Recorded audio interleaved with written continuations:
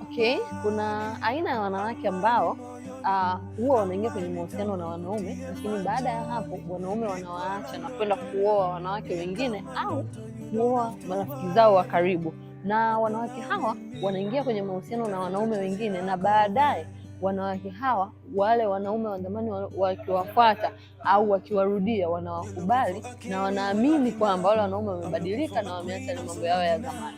Labda nikwambie kitu kimoja, mwanaume anapokuacha anaenda kuoa mwanamke mwingine au anaenda kuwa kwenye mahusiano na mwanamke mwingine au wakati mwingine ni rafiki yako, haimaanishi kama labda anaporudi kwamba umeongezeka thamani au kuna kitu fulani amekigundua ni cha thamani kwako mpaka akamfanya akarudi. Hapana, huwa anarudi kwa ajili ya kwenda kuendeleza kile ambacho alichokiacha. Kwa hiyo kama umeamua kuwa na mwanaume alafu mkatengana, basi hakikisha unaachana naye mazima.